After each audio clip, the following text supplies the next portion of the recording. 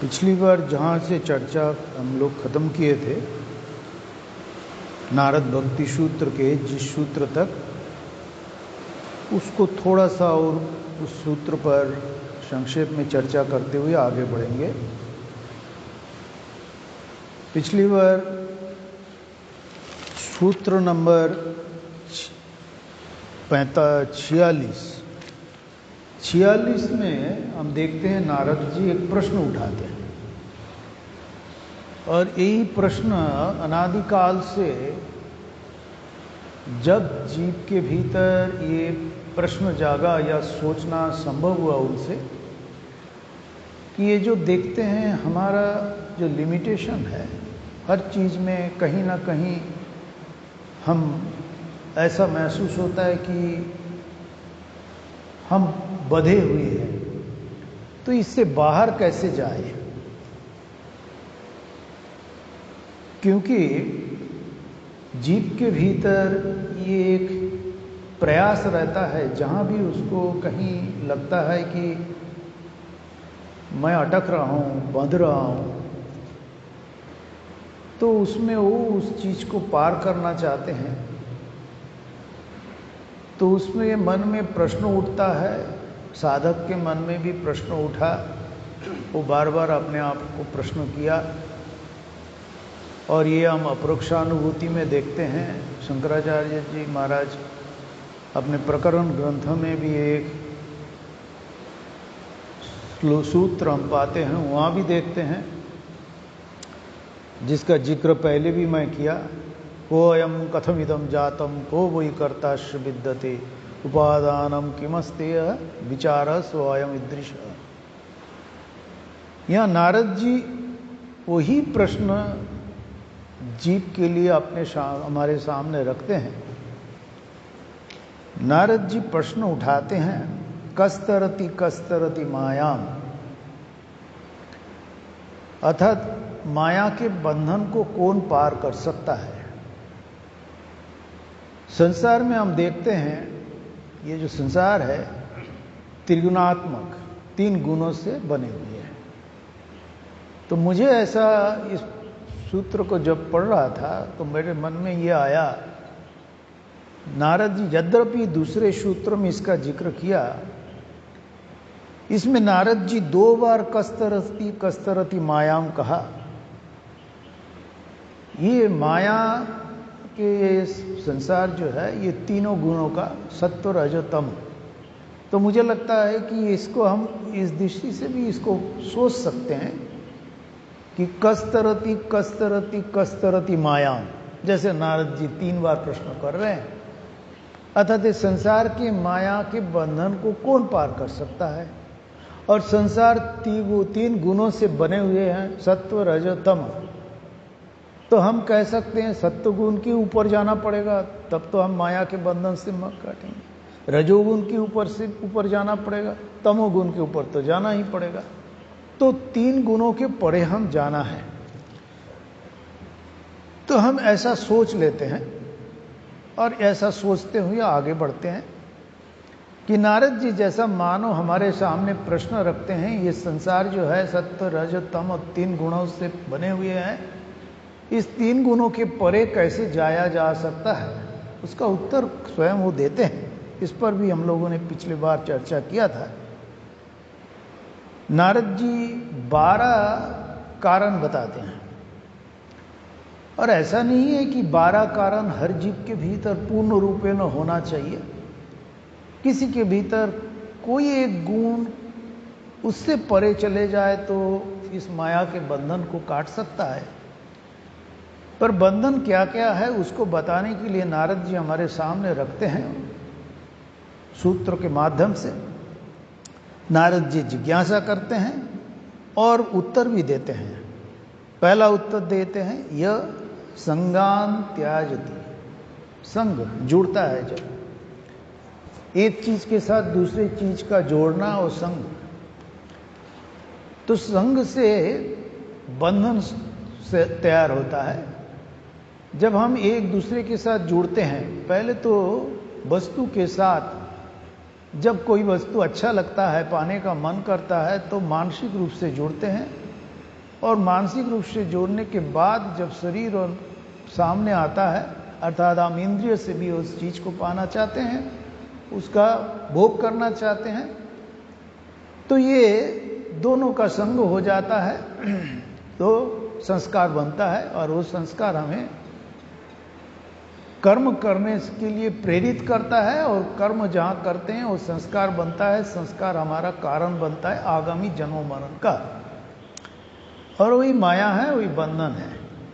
तो नारद जी कह रहे यह संज्ञान त्याजति, इसको सामान्य इसका अर्थ लेके आगे बढ़ेंगे क्योंकि पिछली बार इस पर चर्चा हुई थी। उसके बाद कह रहे हैं यो महानुभावम सेवते, महापुरुषों का सेवा करते हैं।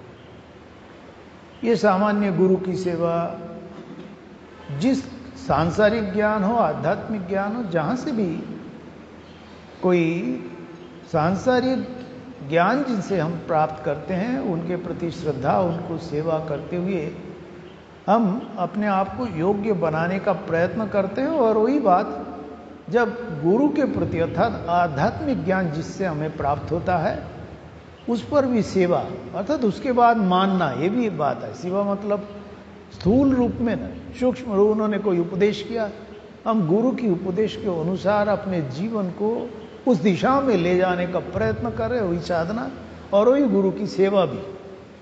और उसके बाद कह रहे कि निर्ममो भवति, ममता, ये संसार के बंधन का एक बड़ा कारण है।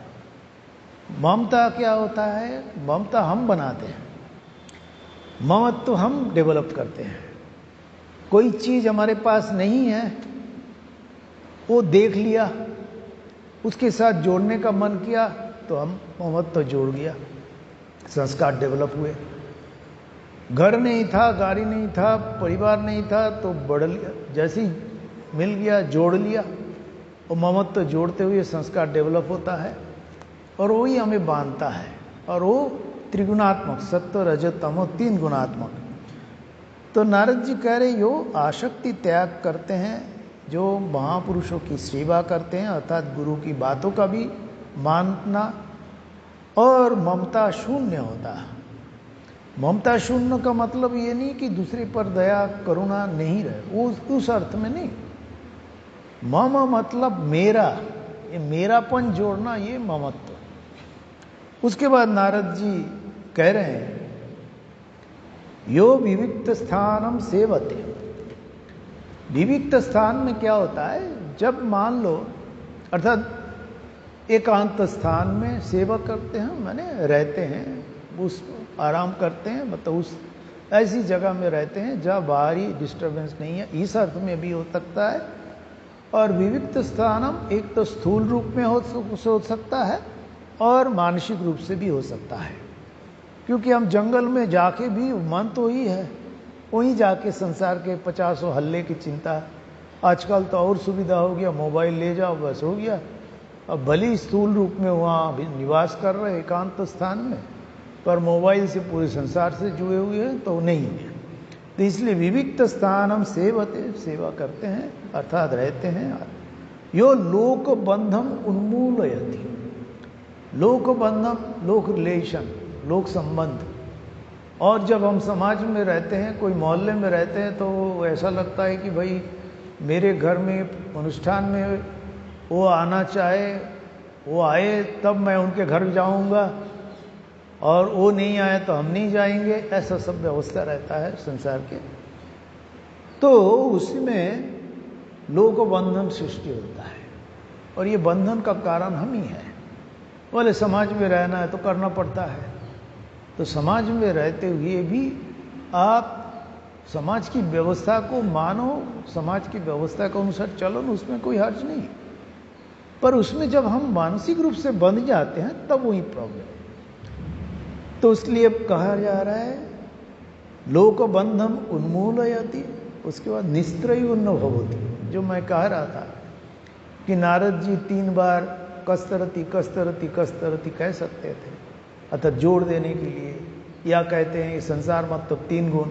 पर वही बात यहाँ नारद जी कह रहे हैं निस्त्रयुन्न भवति, अर्थात गुण, गुण इसको सामान्य दृष्टि से ले, क्योंकि इस पर आगे पिछले बार भी चर्चा किया था। उसके बाद कह रहे हैं योगक्षेमम व त्याजति। योग मतलब जोड़ने का योग, और क्षेम माने जो मिल गया है, जो नहीं मिला था उसको पाने की इच्छा, योग, और मिलने के बाद उसको रक्षण करने का। इसलिए भगवान गीता में कहा योगक्षेमम वहम्यहम्, तो भगवान पर छोड़ देना। इस पर आगे चर्चा करेंगे। आज 48 नंबर सूत्र में नारद जी कह रहे हैं यह कर्म फलम त्याजति। ये बड़ा इंपॉर्टेंट चीज है। अब उसके बाद कह रहे कर्मणि संन्यस्यति ततो निर्द्वंद्वो भवति। ये वाला सूत्र जो है बड़ा इंपॉर्टेंट है। कर्म फलम त्याजति, इसके लिए शास्त्र में कहा जाता है निष्काम कर्मयोग। पर निष्काम कर्मयोग में भी एक बात है, कर्म करने के बाद तो फल आएगा। तो पहले से निष्काम मतलब क्या है? कर्म प्रेरणा नहीं मिलेगी। तो निष्काम कर्मों को भी समझना पड़ेगा, इसका अर्थ क्या है एक्चुअली। निष्काम कर्म के साथ यहां कह रहे हैं नारद जी कर्मणि संन्यस्यति, कर्म त्याग नहीं। यहां कई बार हम लोगों से भी भूल हो जाता है, साधकों के से भी कई बार। इस युग के लिए भगवान रामकृष्ण देव ने जो रास्ता रखा है वो भगवान युग प्रयोजन में आते हैं। तो हम देखते हैं हमारी जो वैदिक परंपरा कहे व इस देश की परंपरा, मुनि ऋषियों ने, सन्यासियों ने जंगल में चले जाते थे, साधन भजन करते थे गिरि गुफाओं में। उस दृष्टि से कर्म से दूर हो जाते हैं। कर्म कहते हैं कि विक्षेप का कारण, मन के विक्षेप का कारण, इसलिए कर्म से चले जाते हैं संसार से अलग होके। पर जंगल में जाके भी अपना शरीर धारण के लिए भी तो कर्म करना पड़ेगा। तुम जो सोचते हो वो भी कर्म है एक। तो ये कर्म नहीं करना है। हम तो सामान्य कर्म, जो जागतिक कर्म नहीं करेंगे, पर इसको यहां जो कर्म की संन्यासति की बात कर रहा है वो नहीं। उसमें कहा जा रहा है कर्मणि संन्यासति का मतलब ये है कर्मफलम त्याजति। इसका मतलब ये नहीं कर्म ही नहीं करना है, कर्म करेंगे तभी तो फल आएगा। तो इसलिए कर्म फल पहले से त्याग नहीं हो सकता है। पर कर्म करने के पीछे ये सोच के ये ईश्वर के लिए कर्म कर रहा हूं, तो जब वो फल आएगा जो भी आए उससे मैं प्रभावित नहीं होऊंगा। पर जब हम भगवान के लिए कर रहे हैं तो ये परफेक्ट अच्छा से करने का प्रयत्न करेंगे, हमारे सोच के अनुसार, समझ के अनुसार, जितना हो सके इसको परफेक्ट करने का कोशिश करेंगे। यही परफेक्शन पूर्णता की ओर ले जाता है। तो कर्म से संन्यास नहीं, कर्म मैं कर रहा हूं ये अहम बुद्धि से संन्यास। इसको कहते हुए कोई साधक कहते हैं, कोई प्रवचनकार ये भी कहते हैं कि अपने आप को कैसे कर्म करना है ना, ईश्वर प्रीत्यार्थ है वो तो ठीक है। जो भी कुछ कर्म करो संसार में रहते हुए भगवान के लिए कर्म करना, भगवान ने ये माध्यम दिए हैं उनको प्रीति करने के लिए, प्रसाद के रूप में इसका फल ग्रहण करना। पर जब वो साधक के लिए है तो उसमें ये है कि अपने आप को किस भावनाओं के साथ करें। कोई उदाहरण देते हैं कि तुम कठपुतली की तरह कर्म करो। अब कठपुतली जो है वो नचाने वाले और कोई है, तो इसलिए भगवान गीता में भी पढ़ते हैं, भगवान कहते हैं कि यत् करोषि यदस्नासि यज्जुषि ददासि यत् तपस्यसि कौन्तेय तत्कुरुष्व मदर्पण। मेरे को समर्पण बुद्धि से कर्म करो। यत् करोषि यत् गृह अस्नासि, यत् करोषि यदस्नासि यज्जुहोषि, अर्थात ये यज्जुहोषि का मतलब है एक तो जोड़ने का अर्थ में है और गति के हिसाब से है। तो वो सब कुछ जो है उसका गति जो है भगवान हो, और तो मेरे को समर्पण बुद्धि से कर्म करो। हम उसमें ज़्यादा नहीं जाके इसमें जाते हैं। ये संन्यासति का मतलब वही है, कठपुतली के तरह कर्म करो। कठपुतली को बहुत अच्छा जो खेल दिखाता है कठपुतली का बहुत अच्छा है। कोई खुश हो के कठपुतली को पैसा नहीं देता है, देता है उसका जो कठपुतली का नाच होता है या खेल होता है जो करता है उसको देता है। कठपुतली का कोई रोल नहीं है, उसको तो जैसा नचाता है वो नचाता है। तो साधक को कठपुतली की तरह होना है तो अहंकार नहीं आएगा। निष्काम कर्म करने के प्रयास में भी अहंकार आ सकता है कि मैं कर रहा हूं, मैं अच्छा करता हूं, मेरे जैसा कोई नहीं कर सकता है, मैं ठाकुर का काम इतना अच्छा से करता हूं, मैं वहां था ऐसा किया वैसा किया। ये हम भी इसमें फंसते हैं। उस आश्रम में था, हमारे समय ये बना, हमारे समय वो बना। तो इसीलिए एक देखे, कई बार ऐसे हमें देखने को भी मिलता है कि व्यवस्था है कि जैसे ही कोई मान लो कोई सेंटर के कोई बड़ा कुछ बना दिए, उद्घाटन के पहले उसका ट्रांसफर कर दिए और कोई आके उद्घाटन कर रहा है। ये भी होता है। अच्छा मैंने किया, मेरे समय हुआ, ये भी अहंकार है। तो ये निष्काम कर्म के प्रयास में भी अहंकार होता है। अहंकारी द्वंद्व का कारण है। सुख दुख, लाभ हानि, गुस्सा, प्रेम, द्वंद्व दो है जहां द्वंद्व। तो इसलिए कह रहे हैं कि निर्द्वंद्व भवति, एक के बाद एक। तुम कर्मफल को त्याग करो, कर्मफल त्याग करने से नहीं होगा, अहंकार भी आ सकता है। इसलिए कह रहे कर्म नहीं सन्नस्यति, कर्म कर, कर्म तो करना ही पड़ेगा। तो क्या सन्नस्यति? अहंकार से कर्म संन्यास, अहंकार से संन्यास।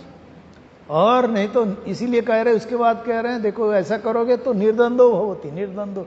एक तो निर्द्वंद्व हो जाओ या निर्द्वंद्व हो जाओगे तुम, अर्थात निर्द्वंद्व होने का प्रयास करो, यही तुम्हारी साधना है। ये 48 नंबर सूत्र में नारद जी कह रहे हैं। उसके बाद ये तीनों जो है ये बड़ा इंपॉर्टेंट है। जो कर्म फलम त्याजति, कर्म निसन्यस्यति, निर्द्वंद्वो भवति, द्वंद्वातीत होना है। और वो क्या होता है? माया को अतिक्रम कर सकता है। तो कोई भी जो 12 गुण 46 नंबर सूत्र से शुरू हुए और 50 में समाप्त हो रहा है, देखे तो 49 में समाप्त हो रहा है, 50 में उसका रिजल्ट नारद जी कह रहे हैं। तो उसमें 12 गुण जो कह रहे हैं, कोई भी एक गुण में प्रतिष्ठित जो हो जाए वो अपने जीवन के लक्ष्य को प्राप्त कर लेता है। माया को कस्तरति माया, जो कर्मफलम त्याजति, जो कर्मणि सन्न्यस्यति, जो निर्द्वंद्व भवति। ये कह सकते कोई भी एक होने से। तो ये माया के बंधन अतिक्रम कर सकता है। भगवत गीता में भी वही मैं जो कह रहा था,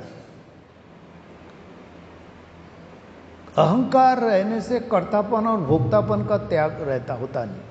तो इसलिए गीता में भी भगवान कह रहे हैं कि कर्तापन और भोक्तापन, जब तक कर्तापन रहेगा, मैं कर रहा हूं, तो उसका भोक्तापन भी होगा, मैं भोग कर रहा हूं, भोग की वृत्ति रहेगी। हम भोग की वृत्ति उस तरह से नहीं है, अहंकार की तृप्ति रूप वृत्ति का ये भी हो सकता है। मेरा अहम तृप्त हो रहा है, वो भी एक भोग है। स्थूल भोग, बाहरी भोग, एक घर बना लिए, बस हमने बना लिया, बड़ा वो आराम से रह रहे, वो एक स्थूल रूप में, सूक्ष्म रूप में भी है। पर वो मन में मान ले वहां से चला भी गया। इसलिए दोनों त्याग जरूरी है। निर्द्वंद्व होने के लिए स्थूल त्याग, सूक्ष्म त्याग भी जरूरी है, मन से त्याग होना जरूरी है, तभी निर्द्वंद्व भवति हो सकता है।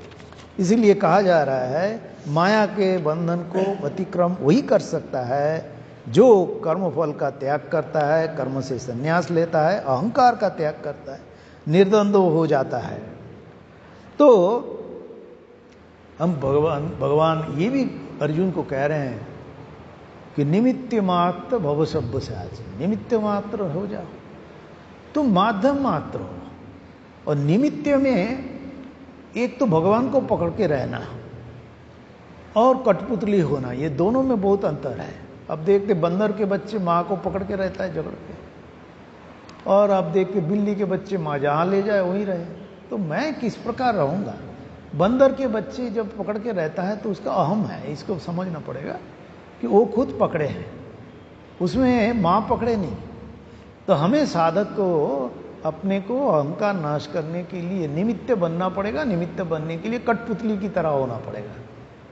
और इसलिए यहाँ कह रहे हैं निमित्त मात्र भव सब्यसाची।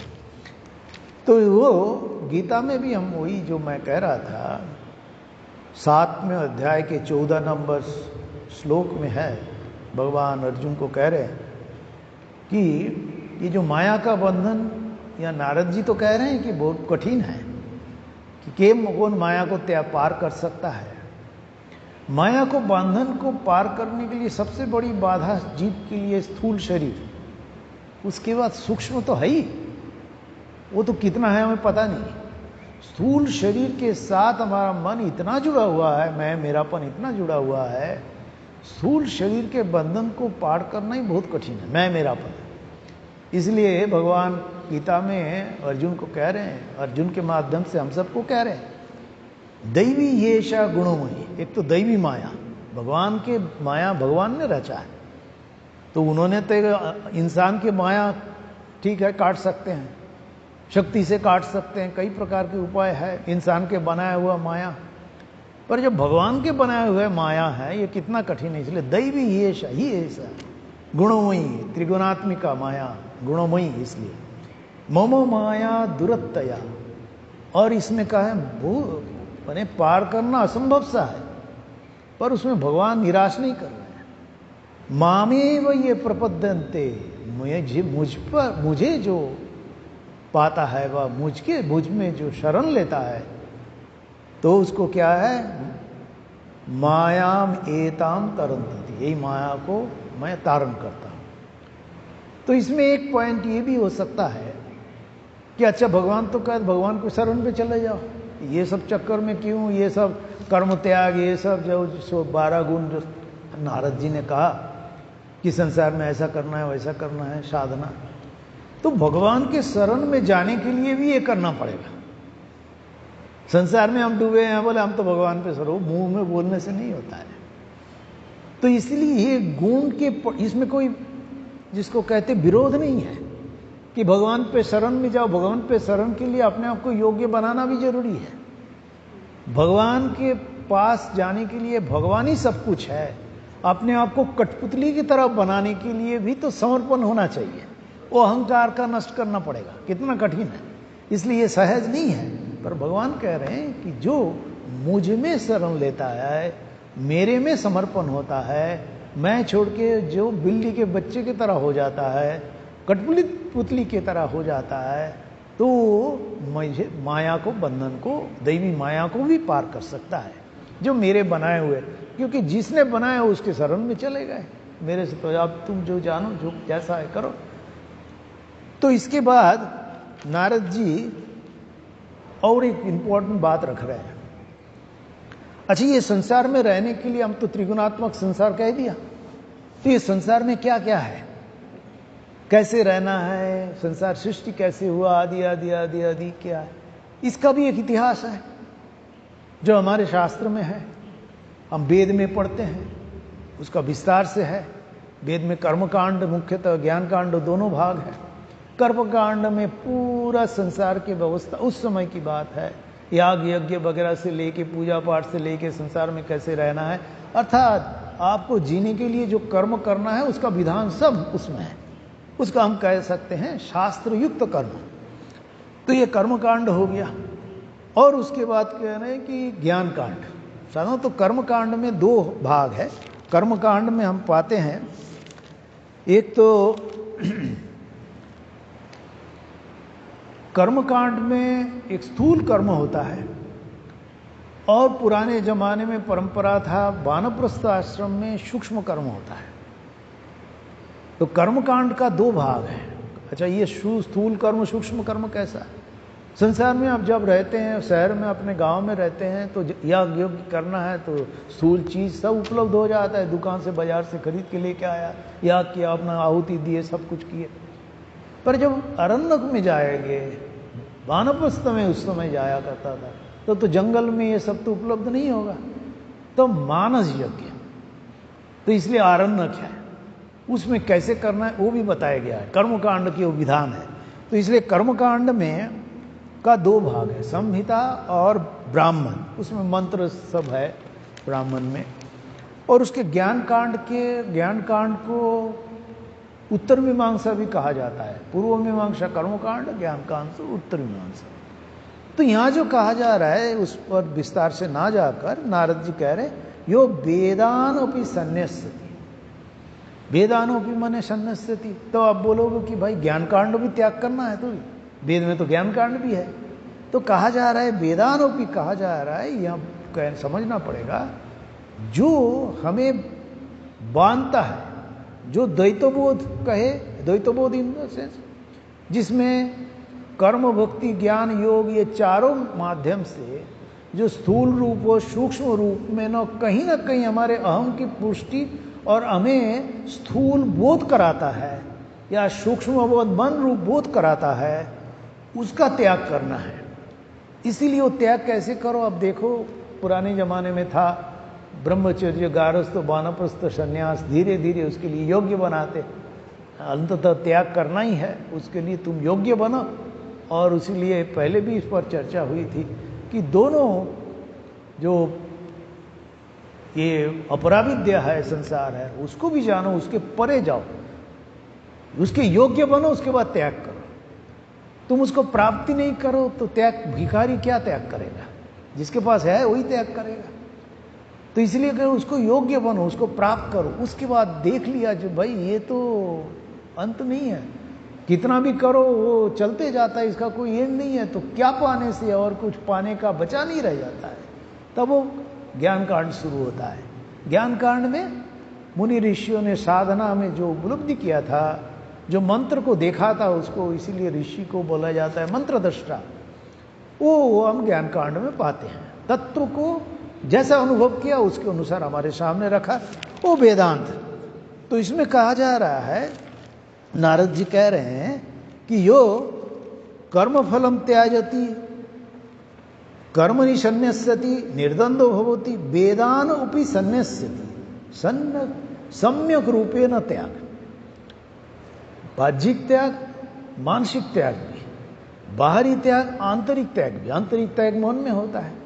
सबसे समस्या है आंतरिक त्याग करना, क्योंकि मन में संस्कार का बना हुआ है, बार बार करते करते। बाहरी तो त्याग मैंने हाथ हटा लिया, बाहरी त्याग सहज है, तुलनात्मक, पर आंतरिक त्याग सबसे ज्यादा कठिन है।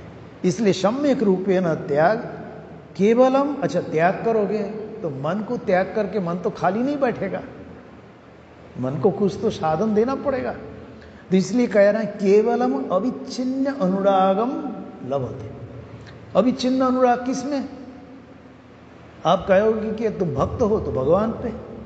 भक्त नहीं हो, मान लो ज्ञान योग की साधना करने वाला है, अहम ब्रह्मास्मि की साधना करने वाला है, तो साधना में मन को लगा के रखना है।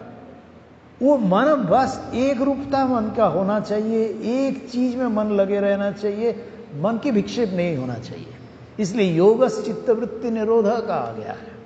योग के चित्त की वृत्तियों को निरोध करना, रोक देना, और चित्त की वृत्तियों को निरोध करना, और अद्वैत साधना में उस वृत्ति को में एक वृत्ति लाना। जैसे तैलधारावत बोलते हैं, जैसे आप तेल एक पात्र से दूसरे पात्र में डालो, एकदम कोई उसमें एकदम गाढ़ा ऐसे गिरेगा, उसमें खत्म होने के बाद भले ही ड्रॉप ड्रॉप गिरे, पर उसमें तैलधारावत कहा जा रहा है, मतलब उसमें कोई दूसरा वृत्ति ना हो। इसलिए ना यहां कहा जा रहा है कि यो वेदानोपि सन्न्यस्यति, और वेदानोपि सन्न्यस्यति के बाद बारे कि मन को क्या दोगे, क्या खाना दोगे? मन तो बिना खाए रह नहीं सकता, बिना विचार में रह नहीं सकता। इसलिए केवलम अविच्छिन्न अनुरागम। अनुराग किस में होता है? चीजों में अनुराग होता है। उस अनुराग जब भगवान हो, भगवान बुद्धि से अनुराग होगा, भगवान पे अनुराग होगा, व तत्व से अनुराग होगा। अब मान लो भगवान रूप नहीं चाहते हो, तुम ज्ञान के साधक हो, तो तत्व में अनुराग हो, उसमें एक वृत्ति होना चाहिए। मन कभी भी एक वृत्ति में रहता नहीं, पर वो साधना के द्वारा एक वृत्ति में लाना ही वही साधना है। यहां इसलिए कह रहे हैं अविच्छिन्न, छिन्न नहीं होना चाहिए उसमें। दूसरा वृत्ति आके घुस जाना हो नहीं चलेगा, कितना कठिन है। और इसीलिए कहा जाता है, ब्रह्मानंद जी महाराज जैसे कहते हैं 30 साल हो गया, अभी क्या बूढ़े हो गया, क्या साधना करोगे? क्योंकि साधना में शरीर बड़ा जो शरीर स्वस्थ होना चाहिए। शरीरम माध्यम खलु धर्म साधन, वो तो हम कहते हैं, पर शरीर जो है स्वस्थ होना चाहिए। शरीर एकदम टन टनाटन होना चाहिए, थोड़ा सा भी झुके ऐसा नहीं है, एकदम और ये लेने के लिए शरीर स्वस्थ होना बहुत जरूरी है। शरीर स्वस्थ होगा तभी शरीर के ऊपर उठ सकता है। शरीर स्वस्थ नहीं होगा तो बार बार शरीर तुम्हें बांध के रखेगा। कमर में दर्द हो रहा है, वो पकड़ के रखे, कमर में ही ध्यान गया है। दांत में दर्द हो रहा है, दांत में जा रहा है। तो इसलिए शरीर स्वस्थ होना बहुत जरूरी है। इसलिए कम उम्र में साधना जरूरी है। और कम उम्र में मन को पकड़ सकते हैं। बूढ़े होने के बाद शरीर जब दुर्बल हो जाए, बूढ़े माने भारी इतनी, मन से हम बूढ़े जब हो जाता है, वो 30 साल में भी हो सकता है, तो जब हो जाता है तब वो क्या है, वो शरीर साथ नहीं देता है, मन भी दुर्बल हो जाता है कुछ हद तक शरीर के साथ जुड़ा होने के कारण।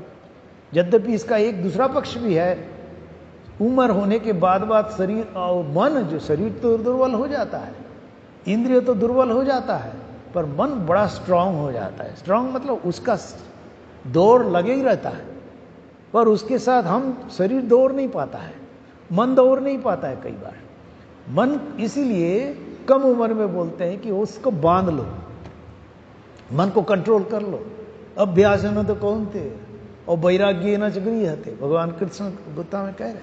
अच्छा, ये जो अभी 49 तक हम लोगों ने, नारद जी ने जो प्रश्न उठाया था कि कस्तरति कस्तरति मायाम, बाम कहते कस्तरति कस्तरति कस्तरति मायाम, तो यहां नारद जी एक एक करके 12 समस्या बताए कि ये है जिसके कारण तुम माया को पार नहीं कर पाते हो। उधर हम गीता में भी वही बात पढ़ पाते हैं। तो उसके बाद नारद जी 50 नंबर सूत्र में कहते हैं, सतरति सतरति स लोकांतारयति। यहां भी हम कह सकते हैं सतरति सतरति सतरति, सतरजतम। उसके बाद एक इंपॉर्टेंट बात कह रहे हैं नारद जी, स लोकांतारयति। तरति या तारयति में अंतर है। तरति माने खुद तारण कर लेता है, पार कर लेता है, और तारयति दूसरे को पार कराता है। और दूसरे को पार कराने वाले कौन होता है? यह हम ठाकुर के उदाहरण देते हैं ना, जीव 4 प्रकार के जीव होता है, बद्ध जीव और मुमुक्षु जीव, मुक्त जीव और नित्य मुक्त जीव। ये 4 प्रकार के जीव। और वहाँ नारद जी को नित्य मुक्त कहा। तो बद्ध जीव तो खुद बद्ध मजे में है, खा पी रहे, रह रहे, अपने गाड़ी वाड़ी में, अपने रिश्तेदारों में डूबे हुए हैं, वजह में कोई प्रॉब्लम नहीं है, उसमें भी खराबी नहीं है, रहो। पर समस्या शुरू हो जाता है जब अपने आप को प्रश्न करता है, मेरा जन्म किस लिए हुआ है, को अयम कथम इदम जातम, को वही करता विद्यते उपादानों की मत।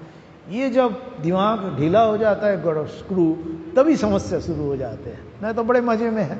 तो उसमें ज्यादा बता रहे हैं शतरती, जब वो तारण पार जाने का शुरू हो जाता है, मुमुक्षुत्व जागता है।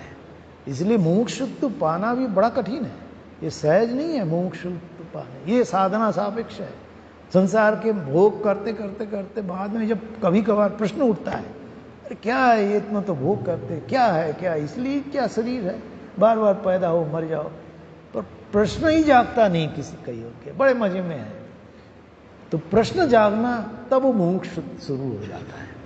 और मुमुक्ष जो है वही साधना करेगा। साधना करते हुए कई बार खुद तो मुक्त हो जाता है, पर कुछ लोग है दूसरे को भी मुक्त कर सकता है, जिसको कहते हैं नित्य मुक्त। तो श्री रामकृष्ण देव वहां कह रहे हैं, जो मुक्त हो जाता है वो कैसा मालूम, जैसे नदी में एक लकड़ी का टुकड़ा बहते हुए जा रहा है, तो एक चिड़िया भी बैठे और डूब जाता है, वो अपने आप में बड़ा तैर के चले जा रहे हैं। पर नित्य मुक्त माने बड़ा बड़ा लकड़ी का एक गट्टा है, उसके ऊपर हाथी भी खड़े हो जाए वो चला जाता है। तो ये नारद जी नित्य मुक्त जीव है, तो वो दूसरे को भी तारण कर सकता है। नारद जी तारण किया दूसरे को। हम देखते महापुरुष लोग, अवतार पुरुष आते हैं, वो तर जाते हैं। अब रामकृष्ण देव के जीवन में देखे, वो तो भगवान स्वयं थे। गिरीश घोष कहाँ कितने भी पापी है, वो ब्रह्मज्ञानी बन गया। लाटू महाराज ना लिखना पढ़ना, जागतिक कोई ज्ञान नहीं था।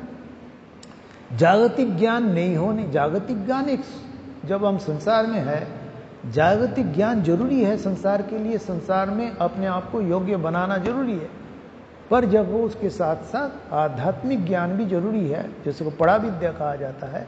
पर ये बात है अपरा विद्या नहीं होने से जैसे आप संसार में टिक नहीं पाओगे, रहेंगे खाने क्या क्या करो, कहाँ से लाओगे? उसके लिए संसारिक ज्ञान जरूरी है। संसारिक माने अपरा विद्या, और उसके साथ साथ पराविद्या भी जरूरी है कि यही सब कुछ नहीं है, इसके बाद ये है। और भोग नहीं होने से त्याग नहीं होता है। त्यागे नहीं कि अमृतत्व मानुष हूं, ठीक है। इसलिए हम उपनिषद में भी पढ़ते हैं, उपनिषद में हम ईशावास्य उपनिषद में कहा जा रहा है कि ये संसार में कैसे रहना है। पहले कह दिया ईशावास्यमिदं सर्वं यत्किंच जगत्याम जगत तेन त्यक्तेन भुंजिता माग विद कश्चित् धनम। उसके बाद क्या है, कुर्वन्नेवेह कर्माणि जिजी विशेषतम समाह। पहले 100 वर्ष जीवन जीने का बताया जाता था, 100 साल जीता है हर एक मनुष्य। तो कुर्वन्नेव, कर्म करो, बिना काम किए तुम रह नहीं सकते। कर्म करना पड़ेगा, पर कैसे कर्म? शास्त्र में जो कहा गया, वेद में जो कहा गया है, कुर्वन्नेव कर्माणि जिजी विषय। 100 साल जीने का इच्छा करो, कोई असुविधा नहीं है, जियो। कुर्वन्नेव कर्माणि जिजी विशेषतम समाह एवं तो ही नान्यते न कर्म लिप्यते नरे। ये इसका उपाय नहीं है, पर न लिप्यते नरे वही हो सकता है जो ईशावास्यमिदं सर्वम, जो ये सब कुछ ईशा भगवान के द्वारा आच्छादित है और सब कुछ उन्हीं का है। आच्छादित माने समझना पड़ेगा उन्हीं का है। ये आरोपित सत्य है, हम आरोप कर रहे हैं। ये जो एक चीज समझना पड़ेगा, ये संसार हम जो आरोप करते हैं उसी के अनुसार दिखता है। हमने आरोप किया है एक चीज, भोग की चीज हम देख के जो वृत्ति हमारे भीतर उठता है, सबका एक वृत्ति नहीं उठता है। एक चोर का एक दिख के, अच्छा कोई अच्छे गहना पहन के सज के जा रही हो तो चोर को लगता है ये गहना कैसे लूट लो। कोई भाव साधक हो तो उसके मन में आए, देखो भगवान की ये माया है और कितने सुंदर, ये उनकी सृष्टि कितनी सुंदर है। तो ये दृष्टिकोण अलग अलग हो जाता है।